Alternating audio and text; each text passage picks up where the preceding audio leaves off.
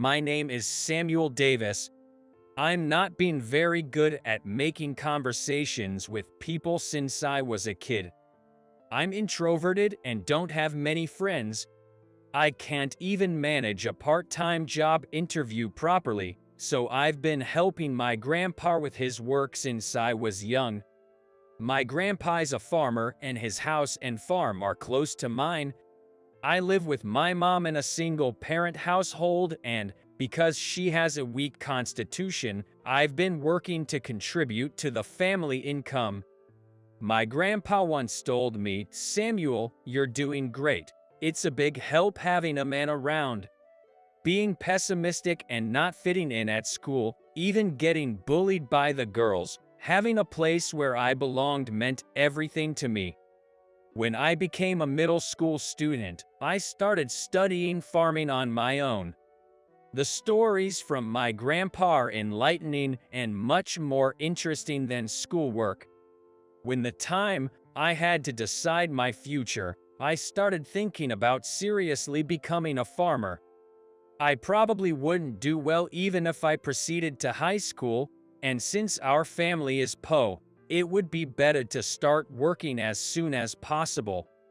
If I could someday inherit the farm, I could alleviate the burdens on my grandpa and mom.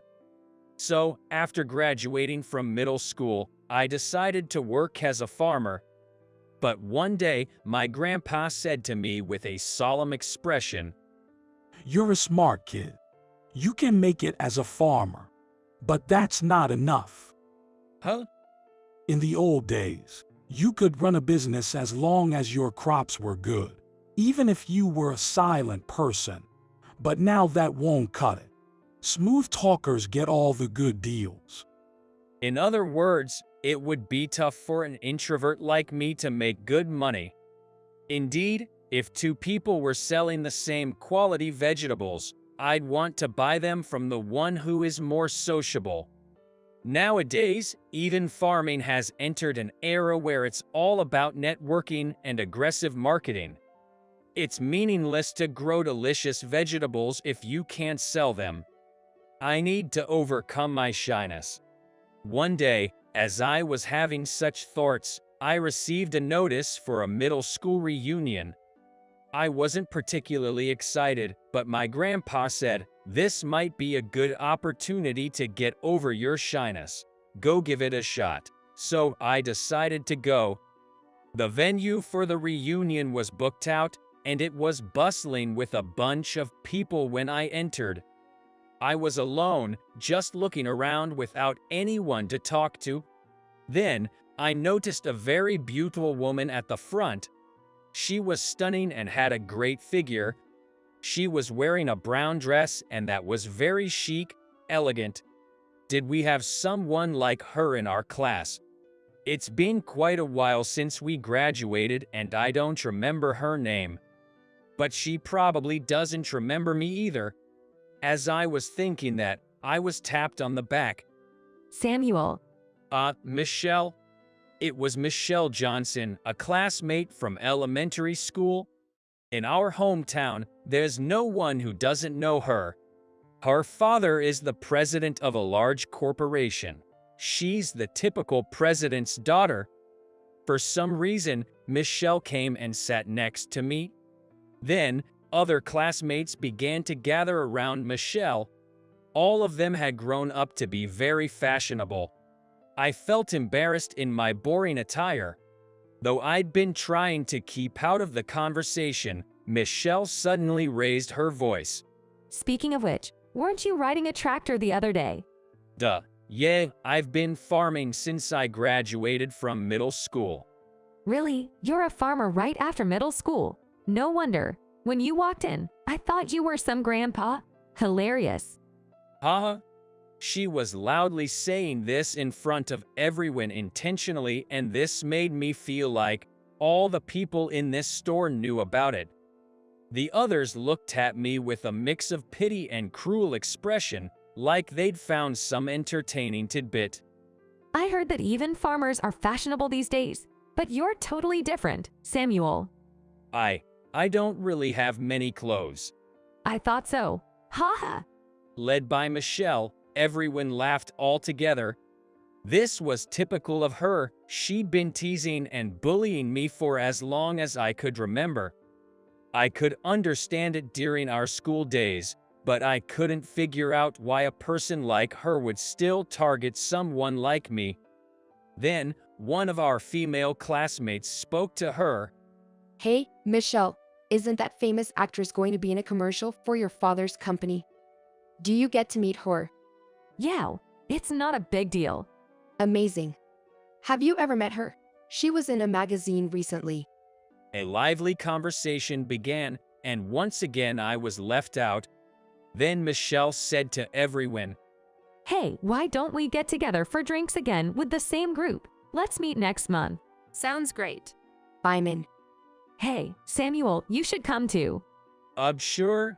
The moment she called me, I could almost hear the unspoken, why him, from everyone. Despite the fact that she had always mocked me, I wondered why she would want to see me. I need to use the restroom. Unable to bear the cold stares, I left the table. A few seconds later, laughter broke out at the table. I felt like they were laughing at me, and it weighed heavily on me. When I returned from the restroom, I didn't go back to the previous table. I sat in a corner, drinking alone. Then, the woman in the brown dress who was sitting next to me earlier gave me a warm smile. I wished I could strike up a conversation smoothly at times like this, but I was at a loss for words. As I sat there in silence with my glass in hand, she started the conversation. You're Samuel Davis, right? I overheard earlier, are you a farmer now? Apparently, she had heard my conversation with Michelle earlier. I felt embarrassed, but she didn't seem to be making fun of me. My grandpa runs a farm, and I hope to take it over someday. That sounds wonderful. No, I can only help out a little for now. I was surprised to find myself able to continue the conversation, despite being mumbling. But that time abruptly ended. Michelle had returned. Samuel, are you hitting on her?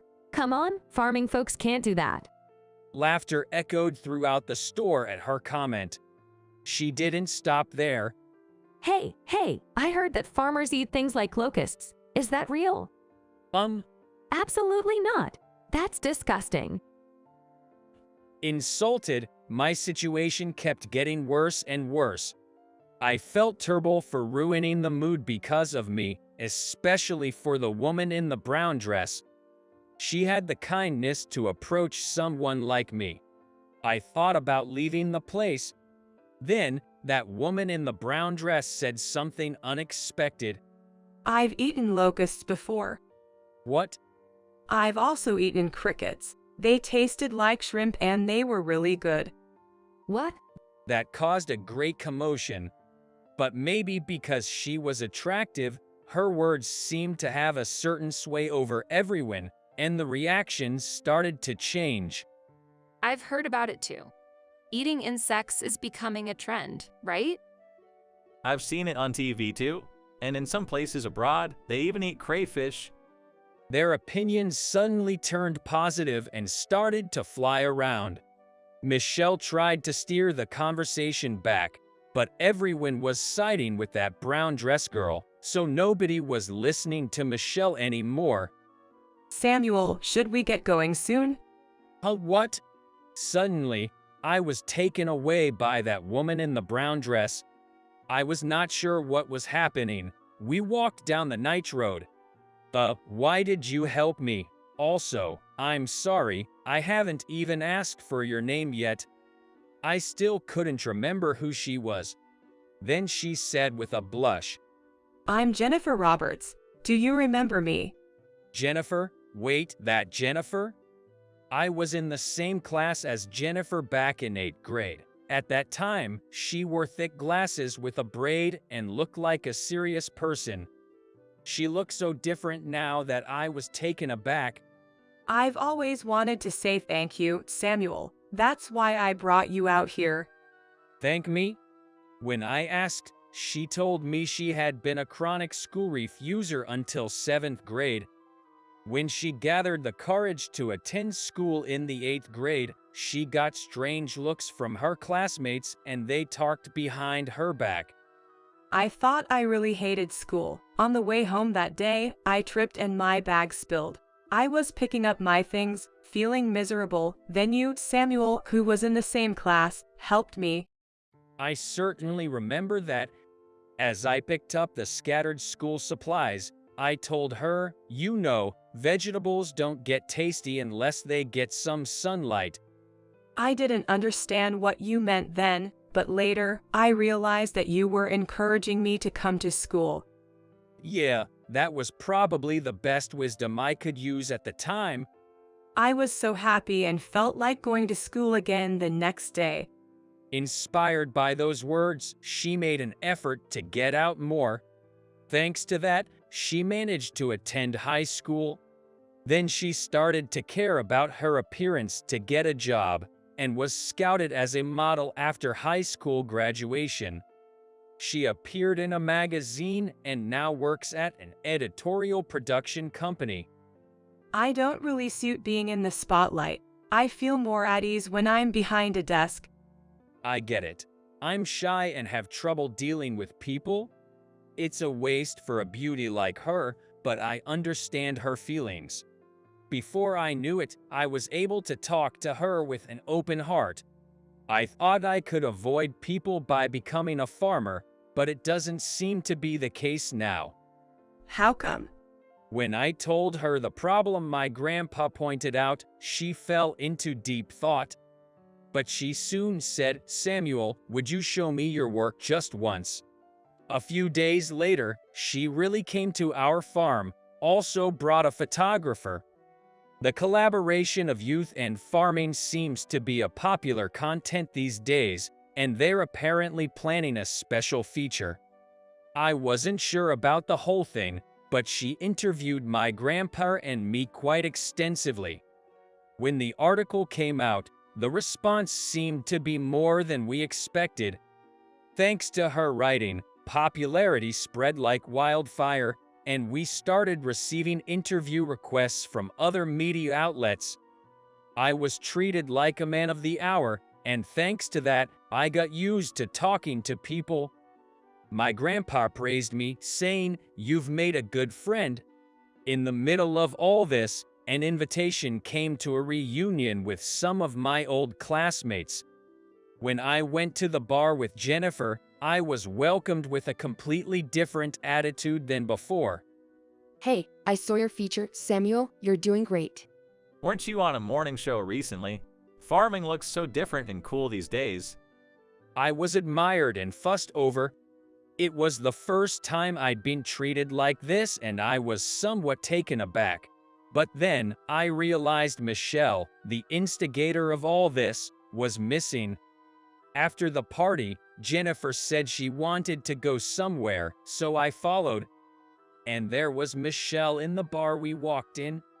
Why is Michelle here? I called her over. When I was writing your article, I researched local farmers and found her grandfather's name among them. What? I was surprised by her sudden words, but Michelle continued the story. My grandpa has also been farming for a long time. My parents were busy, so when I was little, I spent a lot of time with my grandpa. It seems her grandfather, after stepping down from the president, took up farming, hoping to make a name for himself by only his ability. But things didn't go as planned, and he couldn't grow good vegetables. Back then, Michelle used to accompany her grandfather to the market with their vegetables, but they always had leftovers. She wondered why her beloved grandfather's vegetables didn't sell, and the one always sold out at the same stall were the vegetables grown by a man named James Davis. James Davis, is that my grandpa? Yes. As a kid, I thought his vegetables were the reason ours didn't sell.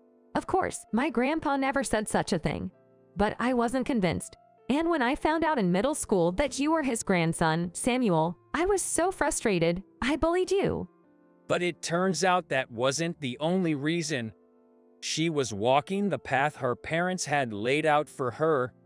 Even if she had something she wanted to be, she was scared of failing like her grandfather. But Samuel, you chose to be a farmer on your own. And even though you were laughed at, you always tried hard. Even though I get praised a lot, in the end, it's all thanks to my parents or the company, and I can't do anything on my own. Why are we so different? As she said this, she started crying. I couldn't help but speak up. Is your grandpa still farming? Yeah. Can I visit the farm sometime? I want to see what kind of field it is.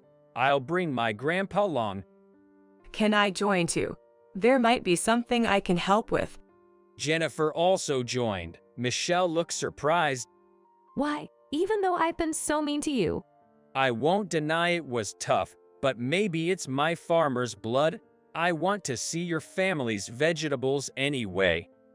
Although she had been silent for a while, Michelle wiped away her tears and whispered a small, "Thank you." After that, I went with Jennifer and my grandpa to Michelle's grandfather's farm.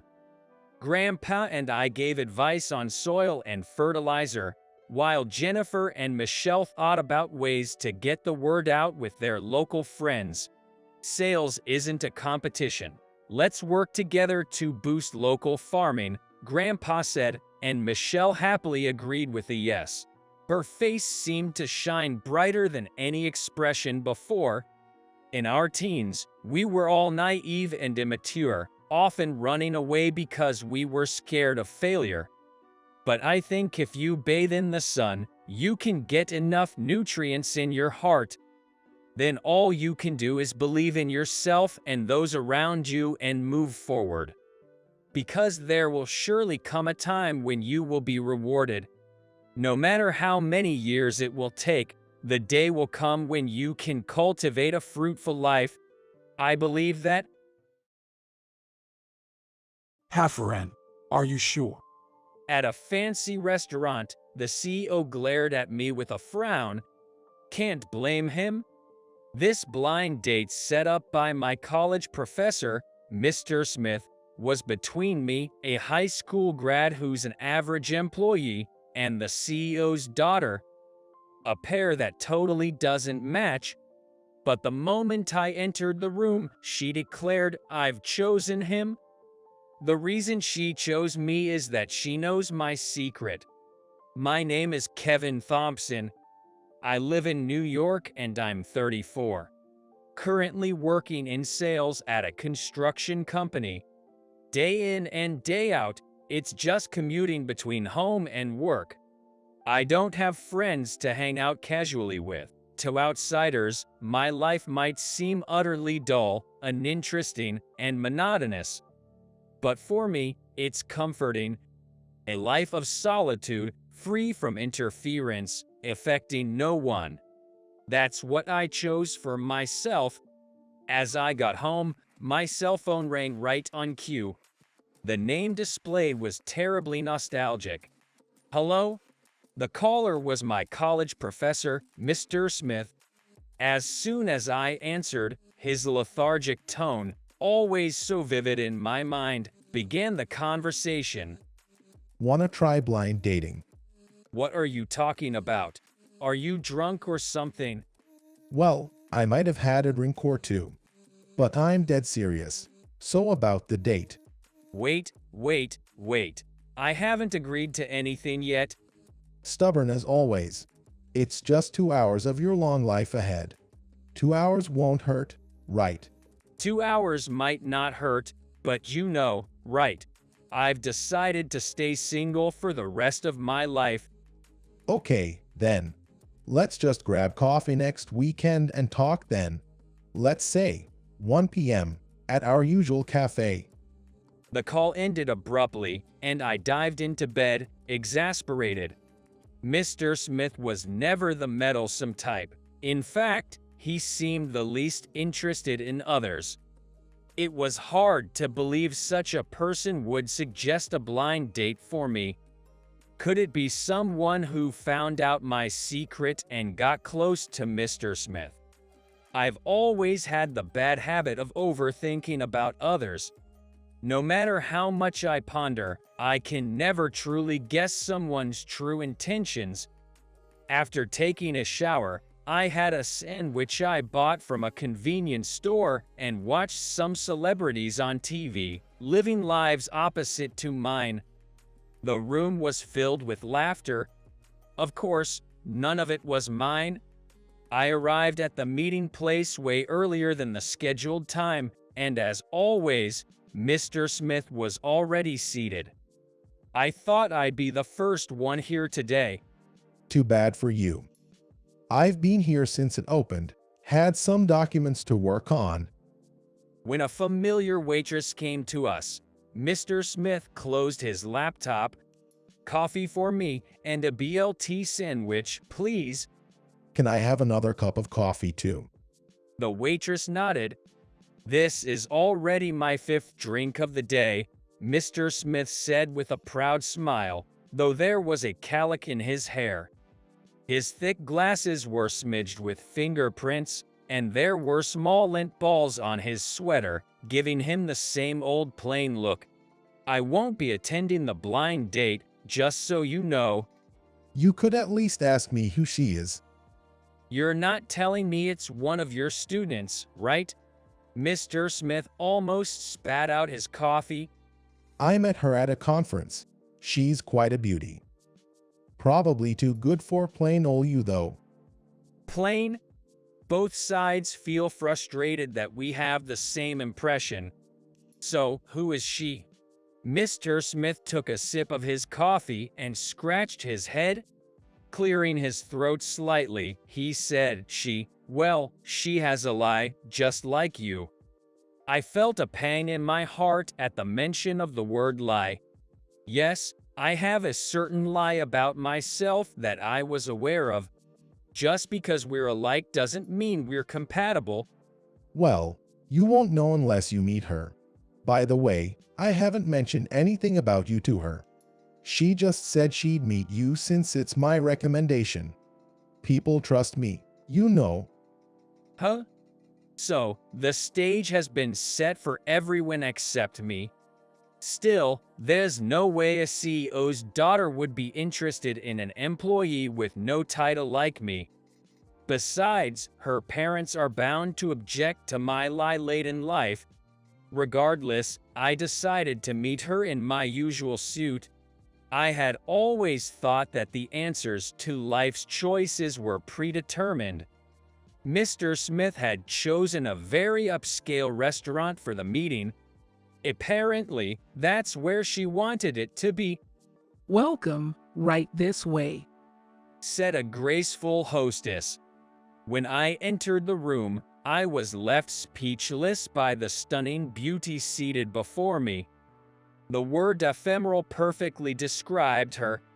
She has a delicate and porcelain white complexion, with a hint of melancholy in her downcast eyes. Her fine hair, almost too translucent, catches a gentle light from the sun. Are you Thompson? A deep voice snapped me back to reality. Distracted by the beauty, I hadn't noticed, but standing next to her was a well-built man with dark skin, furrowing his brow and glaring at me. Must be his father. Dad, please, you're scaring him, pleaded Catherine. Her voice was as beautiful as she was, and I felt a warm flush spread over me. I heard it was your trusted professor's recommendation, so I agreed, but this won't work. I can introduce someone much better than this plain guy. No, Dad, I've made up my mind. I'm choosing him. What? Mr. Smith, her father, and I all exclaimed in unison. Is she out of her mind? We've only met a few minutes ago and haven't even introduced ourselves, and she wants to be with me. I don't know if she is rebellious or what, but don't want to be dragged into complicated affairs. Are you sure, Catherine? She silently nodded. Enough of this nonsense. Her father grumbled. Well, How about we start with introductions? Okay, said Mr. Smith, trying to break the awkward atmosphere, pulling on my arm to have me sit next to him. Once again, this is Kevin Thompson. Mr. Smith started the introduction in a lively manner, so I reached out to shake her hand. Ms. Catherine Miller is giving me a friendly smile, but the gentleman next to her, Mr. James Miller, looks like he's ready to jump at any moment. It's needless to say that the contrasting attitudes of the two are causing some tension. Usually, I work as a salesman at a construction company. How's your performance? Well, average, I guess. The CEO chuckled derisively. For an average Joe from a small company to think of marrying my daughter, you've got guts. Well, I didn't exactly. I continued in my mind, I'm not really trying to marry her, though. Catherine, you see now, this guy doesn't seem to have the ambition to rise up. I can't allow you to marry someone like that. What a waste of time.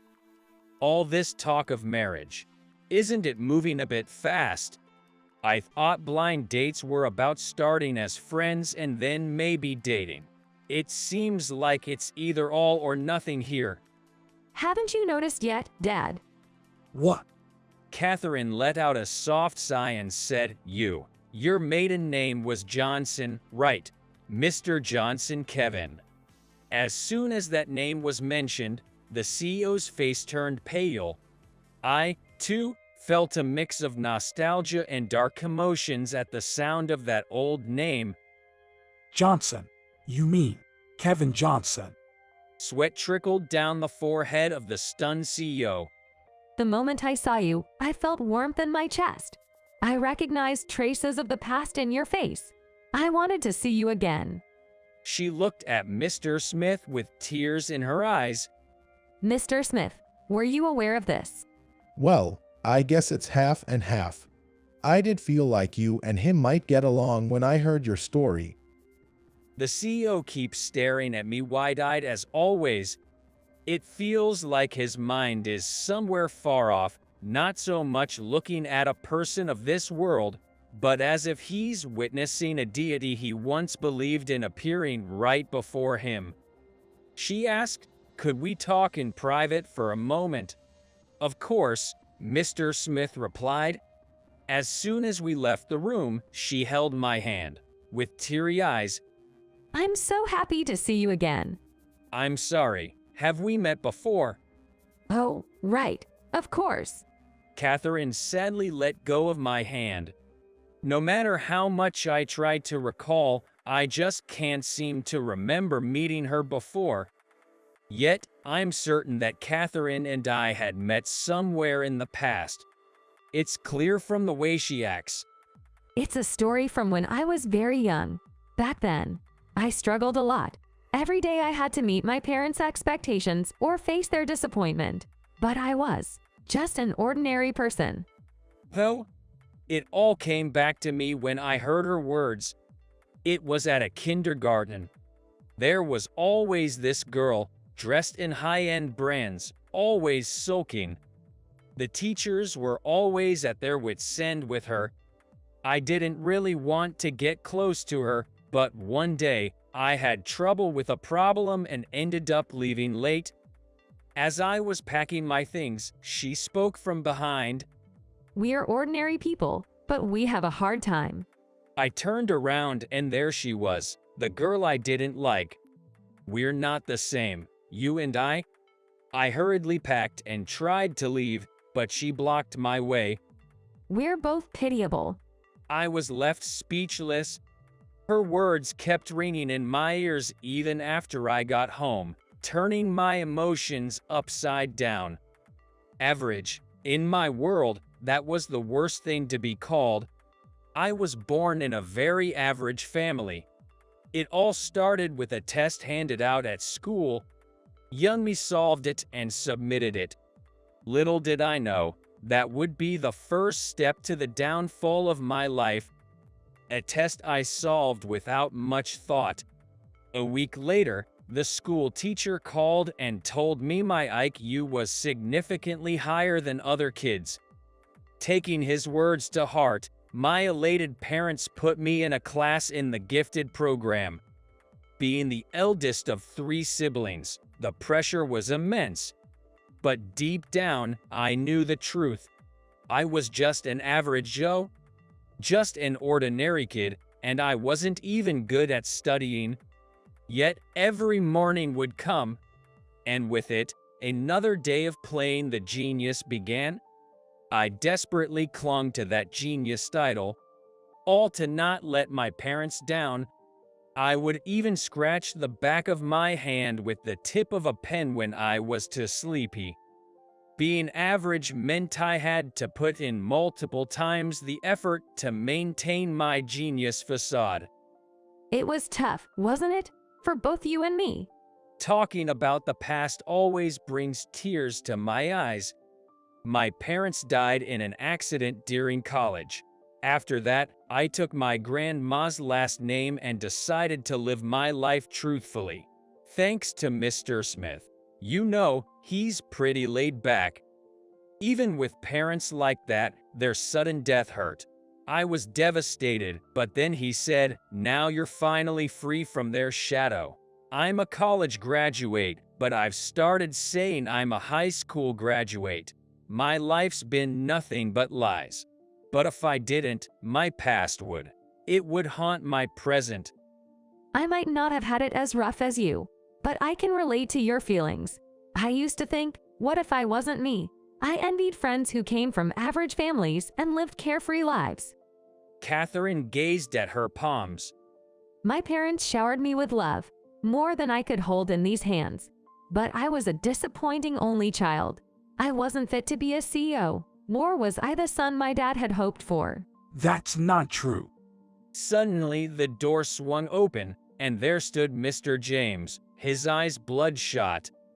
Next to him, Mr. Smith was wiping his eyes with a handkerchief.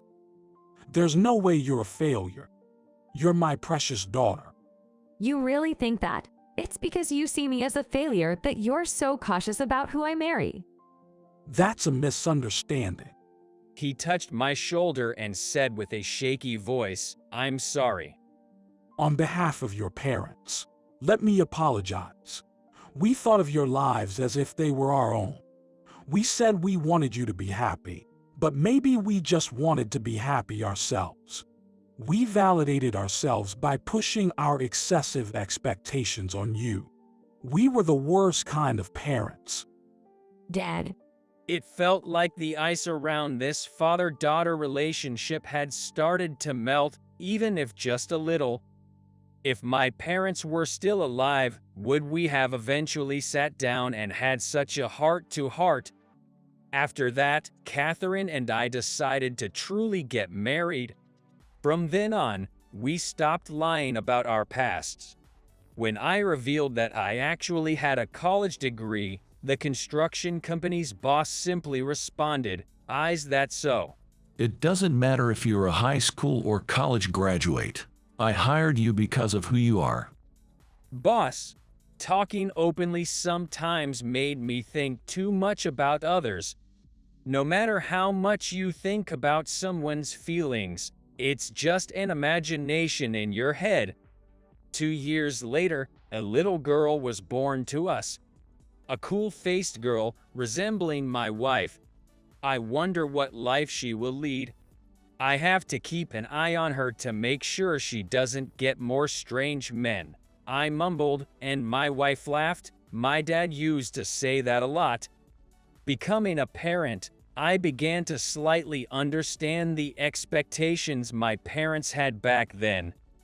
We promised ourselves that we would raise our child without excessive expectations, but with as much trust as we could muster. Our role is just to add flowers to her life. Her happiness is her own, and she should grasp it herself. I work in sales at a company that designs corporate websites. I'm really good at planning and design, so I wanted to work in that department. But even after being with the company for 6 years, I'm still hustling around as a salesman. I'm not very assertive and more of a listener than a talker, so my performance isn't that great. The younger employees often mock me. John's only strength is that he's diligent. My boss often says with a sigh. I can't argue with that because it's true. Results are everything in this job. You know, if you don't get your numbers up, you can't transfer to the department you want. I know that, but I just can't seem to improve my numbers. At 28, I was feeling the pressure. But then, an opportunity came my way. The manager of the diner I go to every morning for breakfast approached me about creating a website for his chain. They have 30 diners nationwide specializing in siphon coffee, and he said the regional manager was on board with the idea. Here's Mr. Miller's card. He wants you to come to the headquarters when you have time. Really? That's great news. Thanks so much. Well, John, you've been a regular here since we opened after all. Good luck. The manager gave me a warm smile. I immediately reported to my boss. Company S. Way to go, John. He was so happy he kept patting me on the back. Well, it's not a done deal yet. Why are you being negative? You better go for it like your life depends on it. I mean it.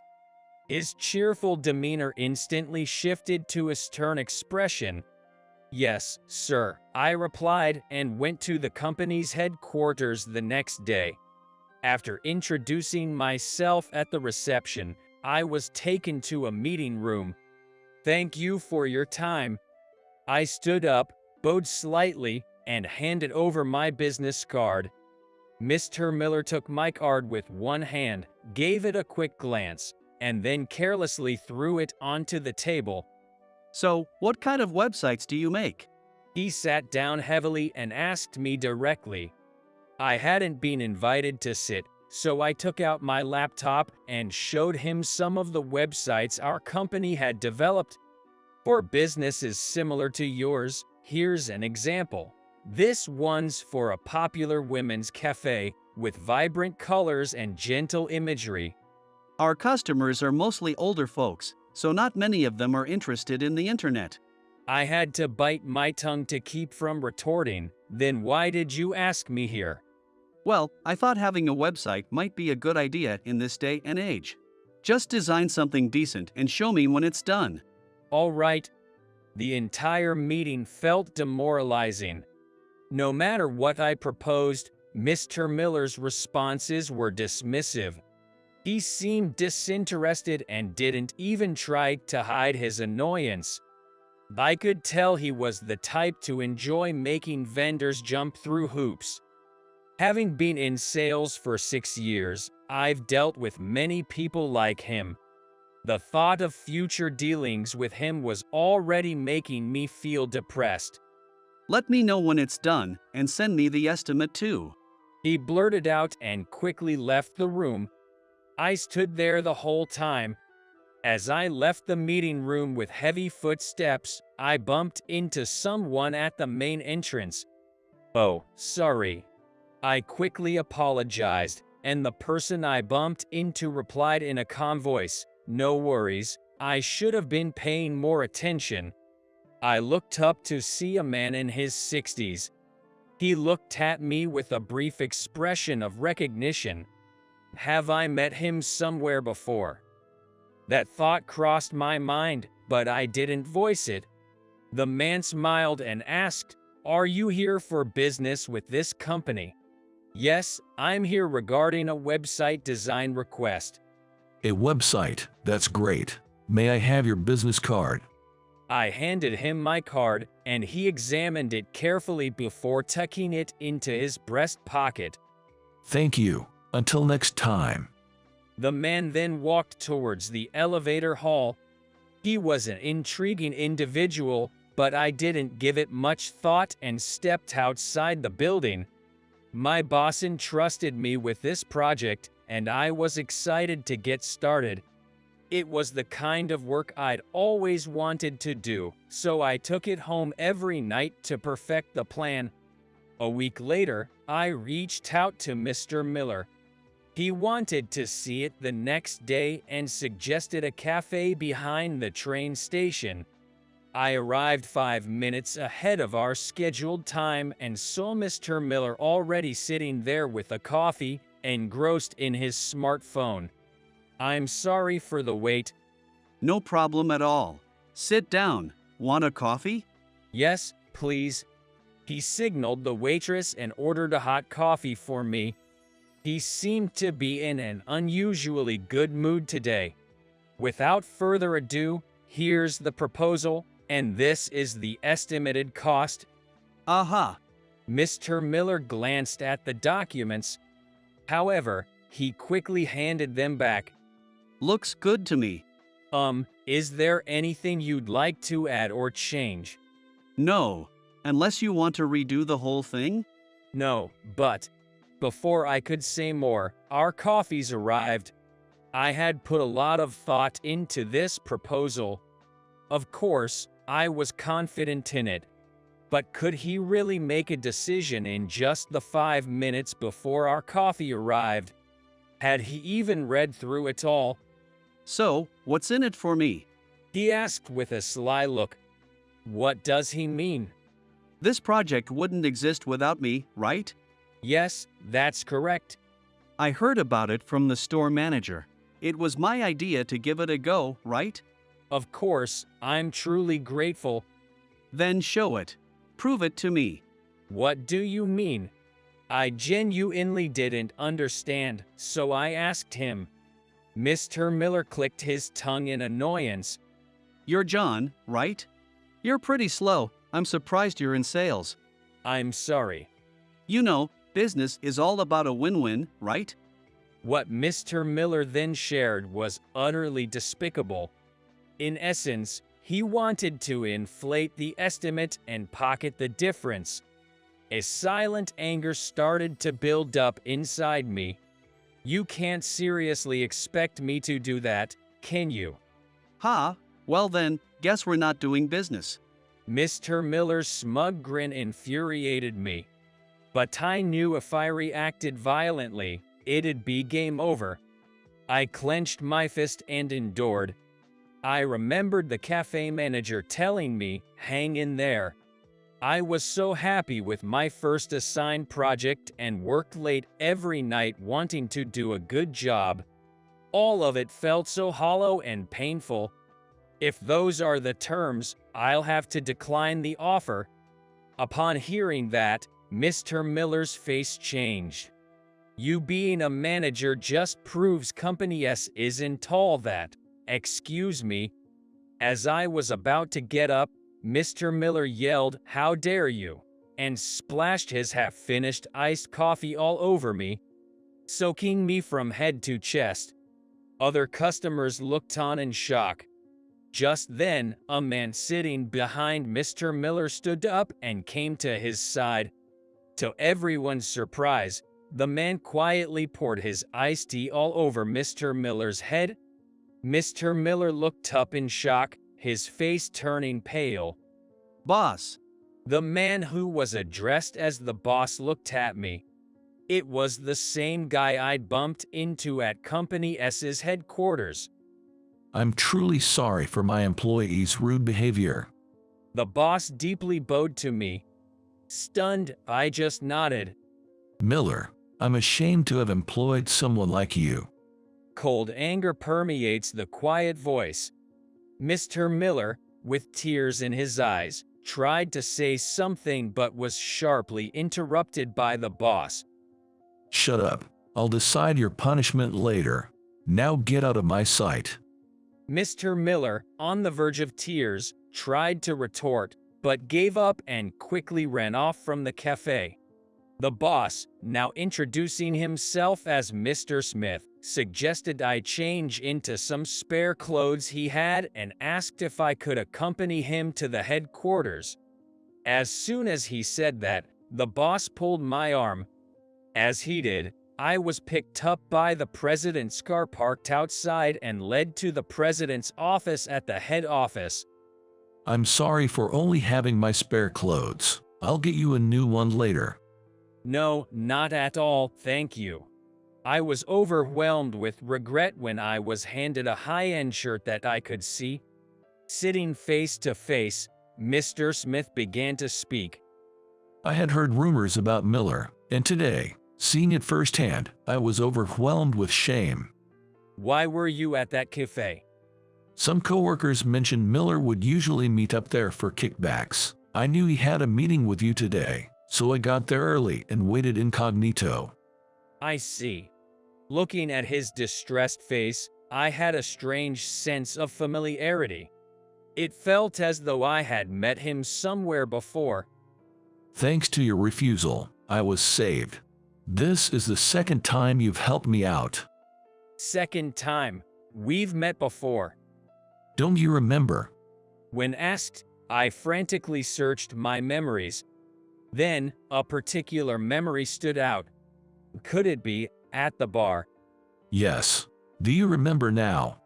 A joyful expression covered Mr. Smith's face, taking me back to the time we first met 8 years ago. That's right, it was when I was still in college.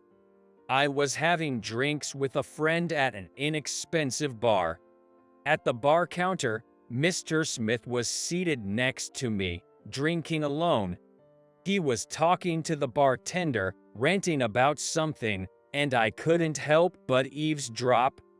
Looks like he began his own business after quitting his job. This led to his wife, who was against it, moving back to her parents' home with their young daughter. Tell me, barkeep, why are women so timid? She said I would fail before I even tried. He downed his drink in one gulp and said, another round, pushing his empty glass towards the bartender. You had a great position at a big company. Seems like a waste to let that go. Even you were saying that. It's just a general observation. The bartender tried to calm him down, but Mr. Smith seemed disheartened. The reason I was intrigued by this stranger was because he reminded me of my own father. My dad also quit his job to open a diner. He suddenly left his job when I was just 6 years old. When my mom found out, she was furious and took me back to her childhood home. My parents ended up getting a divorce.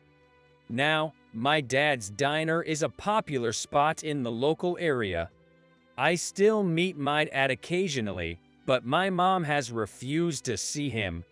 However, I knew she always regretted the divorce.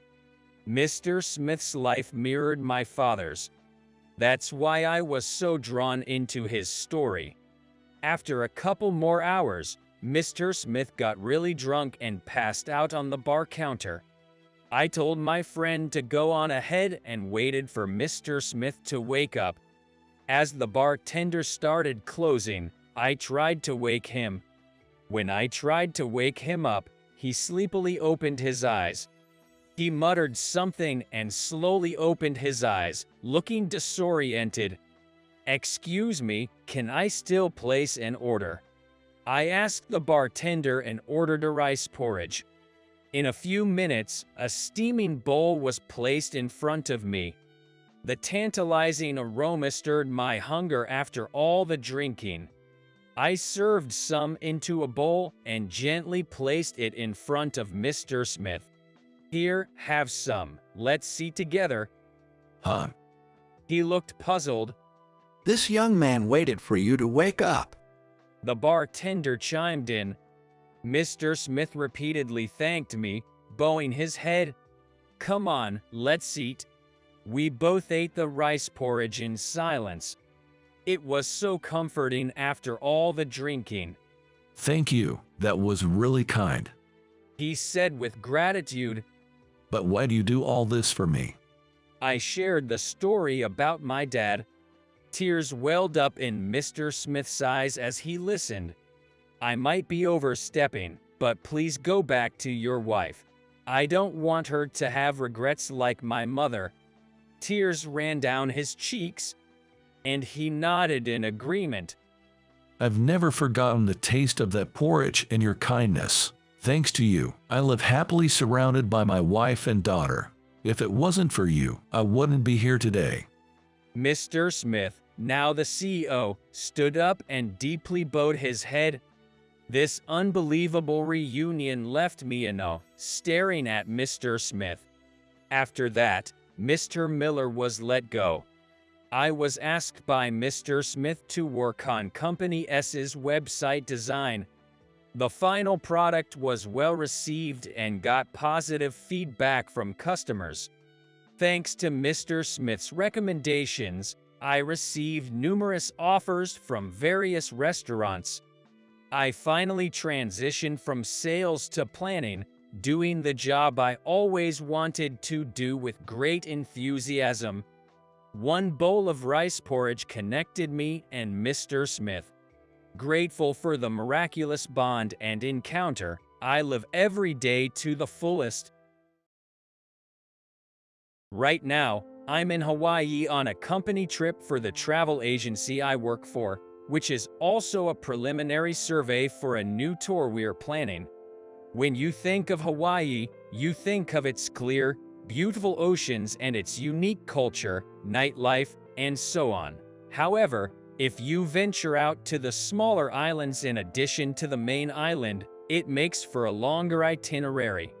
The theme of this tour is to cater to tourists who can't spare a lot of time, letting them enjoy sightseeing and fun on the main island, while also experiencing the beautiful beaches of the smaller islands.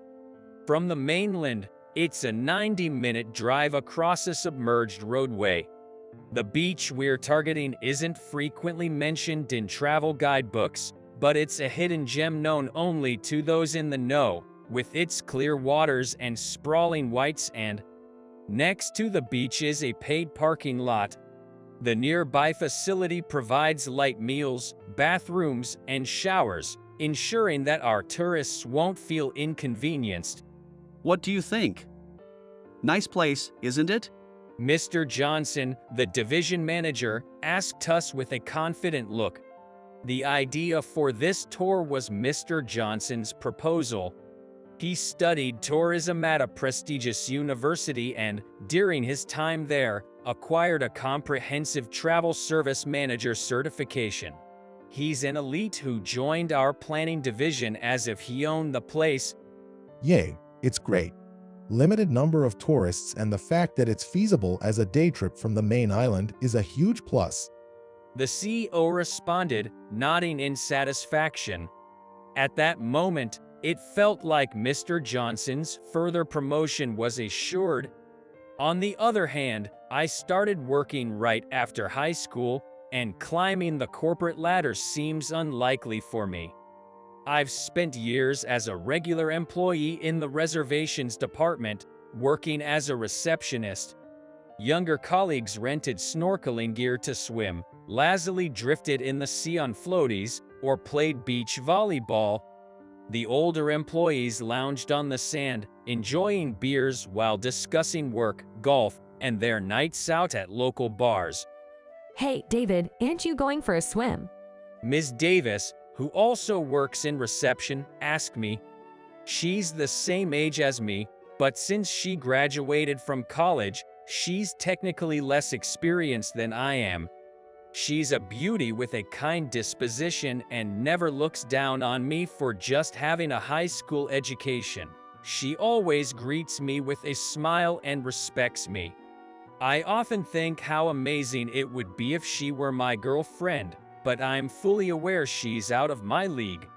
I smiled and shook my head at her. I'll just wander around here for a bit. I'm good.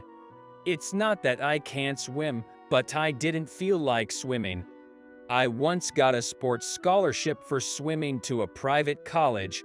but I was injured during practice and had to be hospitalized.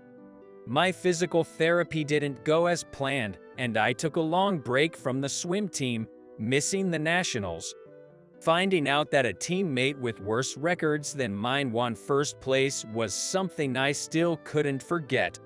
Being on a scholarship was also mentally draining. I constantly questioned my place on the team and suffered from the after effects of my injury. Eventually, I couldn't even attend college and decided to drop out. When I consulted my parents, I was relieved when they said, "If you have decided, we will support you." I could have transferred schools, but I didn't want to burden my parents, so I decided to find a job. My career counselor helped me find a job, and I ended up working as a receptionist at a travel agency. Since I fully recovered from my injury and can't swim, but I don't really choose to anymore. As I walked along the beach, I saw a woman swimming, but something was off. She was struggling, dipping below and resurfacing, splashing water with her hands in an attempt to keep her head above. "She's drowning," I thought, placing my phone in my pocket and stripping off my shirt as I ran towards the ocean. Diving in, I swam towards her. Reaching the panicking woman, I tell her, "Relax, I'm pulling you in." But she panicked, latching onto me, and we both went under, causing me to swallow a mouthful of seawater. "It's okay, calm down." She finally seems to get a hold of herself and allows me to take control. I grabbed her securely from behind and swam powerfully to the shore. I was glad I had obtained a lifesaver certification back in high school. Upon reaching the shore, the woman was on all fours, coughing hard. "Are you all right?" In response to my call, the woman looked up. While I was swimming, I suddenly got a cramp in my leg. I panicked when I swallowed some seawater and thought I was going to die. Thank you for saving me. She showed me the leg that cramped, but it seemed to be all right. She had swallowed quite a bit of seawater, but it probably wouldn't be life-threatening. Should I call an ambulance just to be safe? No, I'm okay. I'm sorry for the trouble. Hearing that, I suddenly remembered I was on a company outing. I picked up my smartphone and shirt to check the time and realized the meetup time was approaching. "I'm sorry, but I have to go if you're okay. Please take care of yourself." As I was about to leave quickly, the woman stopped me. Wait, I want to thank you. Can I have your contact information? "Please, don't worry about it. I'm late for my company outing." Hearing my explanation, the woman just thanked me and said, I understand. At least tell me your name. "It's David, excuse me." I gave her a quick nod and rushed to the parking lot. Hey David, what were you doing? You're 5 minutes late. The moment I got on the tour bus, I heard Mr. Johnson shouting, "I'm very sorry." Bowing my head in apology, Mr. Johnson glared at me. "This is why we can't trust people who only graduated high school. Apologize to everyone." I'm always belittled by Mr. Johnson for just being a high school graduate and looked down upon. He probably finds me an eyesore and a nuisance because he values higher education. I went around and apologized to everyone in the company. "I'm sorry for being late." When I got to Ms. Davis' seat, she looked up. Why were you late?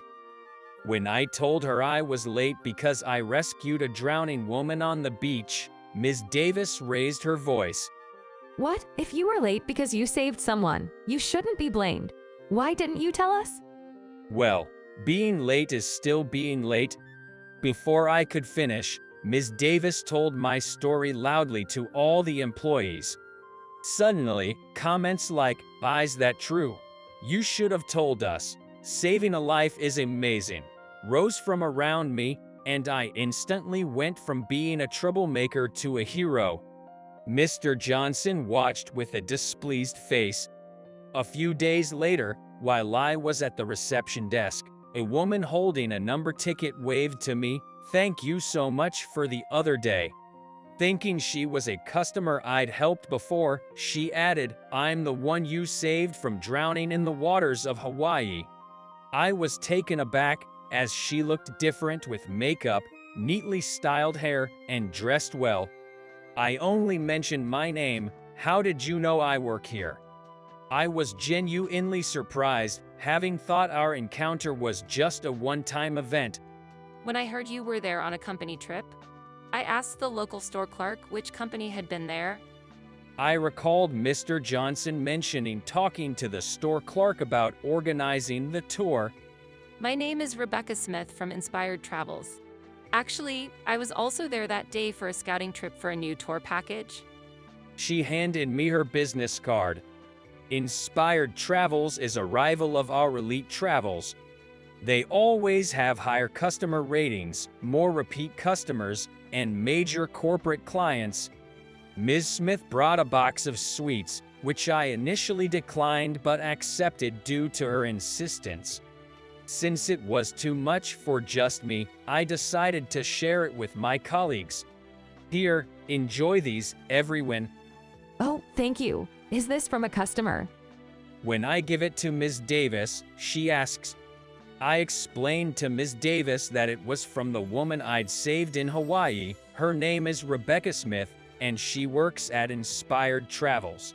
Apparently, she was there that day for a scouting trip too. After explaining, Mr. Johnson called me into another room. Rebecca Smith from Inspired Travels, the CEO's daughter?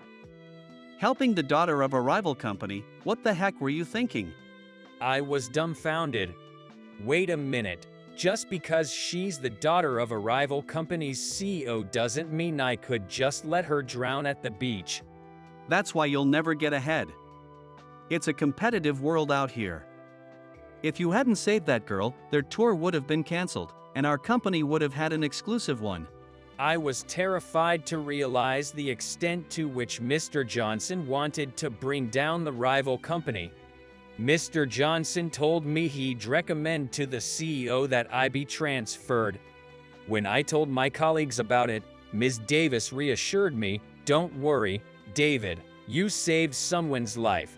There's no way they'd transfer you just because she's the daughter of a rival company's CEO. Our CEO will understand." Despite his encouragement, the reality was harsh. 3 days later, I received a notice of my transfer to the countryside in 2 weeks. The CEO, like Mr. Johnson, probably didn't want me to save Rebecca Smith. After that, I was swamped with calling and emailing our valued customers to report my transfer and express my gratitude. I'm so sorry I couldn't be of more help. Seeing a sadder look on Ms. Davis's face than mine, I smiled and reassured her. "It's okay, I'll manage somehow." But the thought of working in a place where I knew no one was daunting. At that moment, a colleague at the counter called me over. "There's someone here to see you, David." Perhaps a customer came in person to express their gratitude after receiving my email or call. When I approached, an elderly man I didn't recognize was standing there. His aura was intense. I'm David. How can I assist you?" To my surprise, he gave me a warm look and said, "Thank you for saving my granddaughter, Rebecca." Upon hearing granddaughter, I realized he was the founder and chairman of Inspired Travels. I was taken aback by his sudden visit. "I heard about the unjust treatment you're receiving due to saving Rebecca. I'm glad I made it in time." Before I could ask how he knew, Mr. Smith said, "Let's go." He took me to the CEO's office, a place I'd never been. Mr. Smith knocked and entered. Upon entering, the CEO looked shocked to see Mr. Smith. "What do you think you're doing barging in here?" The CEO yelled, "You're the one in the wrong, punishing David for saving a drowning girl." I've been patient out of respect for the previous CEO, but I've had enough. I later learned that Mr. Smith and the former CEO of Elite Travels were college buddies. Though they went to different colleges, they ended up working at the same travel agency by some twist of fate. They learned and honed their skills in the travel industry, got certified, and worked hard. However, due to an economic downturn, that travel agency went bankrupt. Both of them decided to go independent and set up their own travel agencies. They grew into major competitors, but remained close friends. Around that time, the former president was diagnosed with stomach cancer and decided to step down from his position. He passed on his role to the vice president at the time. At first, the president adhered to the management policies of the former president. However, over time, he began prioritizing profit. Furthermore, he viewed the Inspired Travels as a rival and used various tactics to steal customers. But Mr. Smith didn't make it public because of his connection with the former president. If you don't get your act together, I'll call an emergency shareholders meeting. Mr. Smith threatened. The CEO, sounding defensive, retorted, "You're not even a shareholder." Mr. Smith smirked. Do you know who the largest shareholder in your company is? The CEO's face turned pale. That's right. Subsequently, the major shareholder, the former CEO, convened an emergency shareholders meeting, and the CEO was voted out. The former CEO sold all his shares to Mr. Smith, resulting in Elite Travels being acquired by Inspired Travels.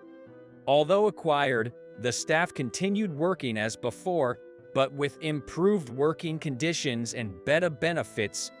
My transfer was canceled, but in a twist, Mr. Johnson was the one who got transferred. Mr. Johnson, the department head, was not only known for bullying his subordinates but also for bribing hotel staff to divert rooms that the Inspired Travels secured. He also tried to tarnish their reputation by posting bad reviews online. Because of this, he was demoted to a regular employee. Some time passed. One day, I invited Ms. Davis out for dinner. I heard it from Mr. Smith. It was you, Ms. Davis, who told the chairman's grand auditor about my impending transfer, wasn't it? Ms. Davis nodded. I just couldn't accept the fact that you were being transferred. I reached out to Miss Smith in desperation. I never dreamt that the chairman would step in and buy our company. I extended deep gratitude to Ms. Davis.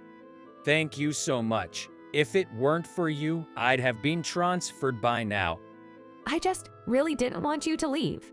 She replied, her cheeks turning a shade of pink. Our eyes met, and we both shared an awkward smile. Mr. Smith seemed to have wanted me to date Rebecca. He was disappointed to hear I already had a girlfriend, but was quickly admonished by her, "Of course he has a girlfriend. Look how wonderful he is." This left me chuckling. I might have missed out on a chance to marry Rebecca, but I have no regrets about choosing Ms. Davis. When I received the transfer notice, it felt like my world had gone dark, but that wasn't the case. Ms. Davis, who reached out to Rebecca about my transfer, Rebecca, who felt indebted to me and shared the matter with her grandfather, and the chairman who decided to acquire the company. With their help, I am where I am today. Sharon, are you going back to your parents' house this week? Yeah, I'm going to check on Mom. Can I go with you? I haven't seen your mom since our wedding 2 years ago. Can you stay home, Mike? Mom couldn't relax with you. As usual, I was turned down. Sharon lost her father to illness when she was in junior high school. Her mother, who had raised Sharon single-handedly, lives in a rural area, running a small cafe, and she's not in good health due to her asthma. Sharon always goes back home during her long weekends from work, concerned about her mom. but she never took me along for some reason. Why? I'm technically your son, even if just by marriage, right? Just do as I say, please. She refused me again, gently but firmly, and I was knocked down once more. Why doesn't she want to take me to her house? We got married 2 years ago after dating for 2 years, and I still can't figure out why. Other than that, married life is going well. She works at the same company, in a different department. And although she's a little clumsy at times in her personal life, it only made her more endearing. In short, I'm head over heels for Sharon. Then one day, a young male employee was promoted from the countryside to my department. I'm Eddie. Nice to meet you. Eddie was quite the handsome guy even to me, a man. While I sighed as seeing the female employee's glances changed, I taught Eddie his job. Eddie was excellent. Though he didn't talk much, his gentle manner was popular with clients, and most importantly, he was a quick learner. Once taught, he never needed to be told again. This young guy is surprisingly serious. No wonder he got promoted from the countryside. I took a liking to him, and he seemed to respect me. Work-wise, there were no issues. Just one thing nagged at him. Eddie and Sharon seemed done naturally close. It wasn't anything overt, like flirting. How to put it? They just seemed very comfortable with each other when talking about work. They looked too natural standing together. Mike, aren't you bothered by that? Even the unnecessary comments from female colleagues never ceased, and though I brushed it off with a laugh, I was bothered deep down. But I couldn't ask Sharon. I didn't want to seem like a small man. I didn't realize at the time how much I would regret this petty pride. 3 months after Eddie's arrival, I was called in by my boss. I was being considered for a transfer to the Japanese branch. This was the golden path to success in my company. I was thrilled by the opportunity. As I left my boss's office, I wondered what to tell Sharon, but I thought it would be fine. Sharon, who works at the same company, would surely understand how important the move to Japan is. I believed she would come with me. I'm sorry, I can't go. Sharon's decision at dinner was swift and firm. What? Why? I can't leave my mom alone. I'm sorry. Can you go on your own, Mike? Wait a minute. I understand worrying about your mom, but you're my wife, right? I wanted to say that she should prioritize me, but only screamed it inside my head. But she refused to budge. In the end, it escalated into a big fight. I think that she, who valued her family, is a wonderful woman. But is it wrong to want her to prioritize me, her husband, above all else? I'm sorry, but I'm not planning to discuss this any further. Forgive me. After those words, to my surprise, she left the house. She's probably going to stay in a hotel. I didn't chase after her. I wanted to be alone to cool my head. The next day, I went straight to the Human Resources Department when I arrived at the office. Sharon hasn't answered any of my calls since last night, and all my messages remain unread. I was going to tell her that I wanted her to come home today, but she wasn't there. Sharon's taken a paid leave, you know. Hearing this, I sadly left the place. Sharon, are you that angry? Why? Waiting for the elevator while grumbling within myself, I was called from behind, Mr. Mike. Turning around, Eddie was standing there. He asked me if I had a moment, and we entered the break room where the vending machines are. Sharon's at my apartment. He suddenly said that, and I didn't understand what he meant. What do you mean? What I mean is, exactly that. Sharon is with me. She says she doesn't want to go back to you. He said it mockingly. but I still couldn't understand what he meant. Eddie looked at me with pity and contempt and sighed. I know it's rude to speak to my boss this way, but I won't hold back since it's a private matter. She wants to break up with you, so she's escaped to me. Do you get it now?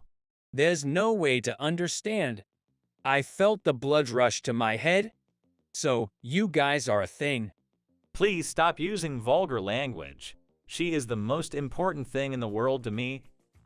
He said it brazenly. What is this guy talking about?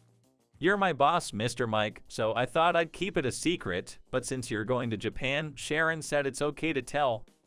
You? I grabbed Eddie's collar. We're at the office, please calm down. But who on earth can keep their cool? When did it start? When did you guys start this relationship? It was long before you even met her, so you have no right to say anything. Are you saying Sharon's been betraying me since before our marriage? I raised my fist but was easily dodged. Then, I fell forward and got to my knees. Eddie straightened his disheveled tie. He looked down at me and smirked. Either way, you're going to Japan, right? It's good. I didn't want it to be awkward in the same workplace. Leave her to me and pursue your career without any worries. He waved his hand lightly and left the break room. I was stuck in place and unable to move. I did get to see Sharon later. She only said I'm sorry and please break up with me when I questioned her about her relationship with Eddie. Our conversation remained as far apart as ever, and the day to leave for Japan came. In the end, the divorce papers were still pending and packed in my suitcase. I don't care if I'm considered a fool. I still love Sharon, even now. I didn't want to break up. I thought I'd accept the divorce if her decision hasn't changed when I return in 3 years. In Japan, I worked frantically. I didn't want to think about anything else, so I worked to the point where everyone around me was amazed. You are much more serious than the serious Japanese, my colleagues would say, astonished. Thanks to that, I was able to avoid thinking about Sharon. I didn't receive any contact from her while in Japan. I suppressed the urge to call her many times and immersed myself in work. After 3 years, the feeling of resignation grew stronger. I had reached the point where I thought I would grant Sharon the divorce she wanted once I returned home. 3 years flew by, and 1 week before returning home, a letter arrived. It was addressed to the company and placed on my desk when I came to work. Who could it be? I wonder if I even know anyone who writes letters these days. Picking it up with curiosity. Even at Christmas, people send emails and text messages instead of cards. It's been years since I've received an actual letter.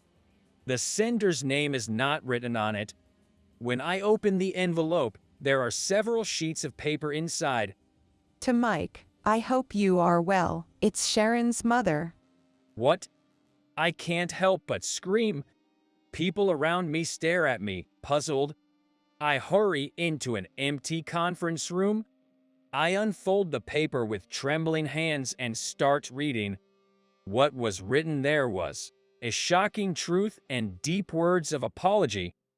Sharon is not my real daughter. Her birth mother suffered from mental illness and abandoned her, leaving her and going out of the house. I, who remarried her father, have raised Sharon as if she were my real daughter. She has always been grateful for that. That's why she couldn't leave me, who is weak, and she didn't follow you, Mike. I'm truly sorry. The letter contained even more surprising truth. When I finished reading, I was so stunned that I crumbled to the spot. If this is true, I must go back and meet Sharon and Eddie. A week later, after returning, I headed straight for the company. The letter said that Sharon quit the company when I went to Japan. So it was not Sharon I wanted to see, but Eddie. I headed straight to Eddie's desk, briefly greeting my boss. It was just about lunchtime. I finally reached Eddie, annoyed by the employees who talked to me every time I passed by. Eddie looked at me in surprise. I have something to talk about. As I say that, Eddie obediently stands up and follows me. We enter a cafe on the first floor of the building. We don't speak a word to each other until the coffee arrives. You're Sharon's brother, aren't you? As I say this quietly, shock runs across his face. A man who is usually so calm showed his first signs of being flustered. I got a letter from your mom. As I say this, I take the letter from my bag and hand it to him. Drinking a cup of coffee, I wait until he finishes reading. About halfway through, he looks up and sighs. I'm sorry for keeping it a secret. He apologizes, bowing his head deeply. I look at his crown with mixed feelings. Eddie and Sharon are half-siblings. Eddie is a son that came into existence when his mom remarried Sharon's dad. They seem to have been close siblings. Eddie, who started to work at the branch of the same company as Sharon, commuted from home and took care of his mom who had asthma. But then he got transferred to the main office. He wanted to quit and stay with his mom, but Sharon said, "Now it's my turn to take care of mom." I'll quit my job and go back home. You've been with mom all along. It's my turn now. At her words, he asked, "But what about Mike?" Then Sharon seems to have asked him not to tell me. You're a kind person, Mike, so she thought that if she had told you everything, you'd have said you'd quit your job and follow her. You're talented, so she didn't want to take your future away from you. Why didn't you tell me you're Sharon's bro? Sharon also never mentioned having a brother, and you didn't even come to the wedding, did you? I think she didn't want you to know about her past. Sharon had suffered harsh treatment from her birth mom. She didn't want to say that her current mom wasn't the real one. She loves her that much. It was a story that made sense in a way but was also very complicated. In other words, didn't she choose her mom over me? In order to make you give up on her, Sharon pretended to have an affair with me. I played the part of a nasty man. Didn't you enjoy it quite a bit? I meant it sarcastically, but Eddie laughs. Oh, you knew. I thought about hitting him, but his bright smile made me lose the urge. Sharon loves you, Mike. Please believe her. When he said that, I nodded. I decided to go see her and arranged for Eddie to guide me to her home. On Sunday, we drove 3 hours in Eddie's car to Sharon's family home. There is a small cafe tucked away in the mountains that looks like something out of a fantasy novel. Upon opening the thick wooden door, I heard a voice say, "Welcome." It's the first time I've heard Sharon's voice in 3 years. Mike. Long time no see. What? Why? Why are you here? Why is Eddie with you? Everything's out in the open now. As Eddie spoke, Sharon turned bright red in an instant. She confronts Eddie. "You told him, didn't you?" she exclaimed. I sent the letter. Her mill emerged from the back kitchen as saying so. I don't want you to lose someone you care about by telling a stupid lie, especially when it's for my sake. It's unbearable. As she patted Sharon's shoulder, she bowed her head to me. I also bowed and stood in front of Sharon. Before I could say anything, my hands reached out. I hugged Sharon, who shivered with a startle, as hard as I could. The customers looked at us in shock, but I didn't care at all. Having Sharon in my arms, I was so happy I could cry. Since then, we've been a long-distance married couple. Sharon lives with her mill, and I came back to my town. I'm planning to bring Sharon and her mill here, but since the country air is better for asthma, Sharon has been coming to me for the weekends. We've been doing a weekend marriage. When she asked me, "Is that okay?" I replied, "Just promise me one thing. Never lie to me again." That's how we got to where we are now. That's all well and good, but for some reason, Eddie has moved into my apartment, and we're living together. I'll go back to Mom's on weekends, so I won't bother you, okay? And with that, he pushed his way in. Thanks to that, we've become good friends. Having never had a brother, it felt like I had gained a younger one, and I am happy. I don't know when Sharon and I will live together again, but thanks to Eddie, I'm not lonely. So I intend to wait forever for the day when Sharon agrees and returns to my side.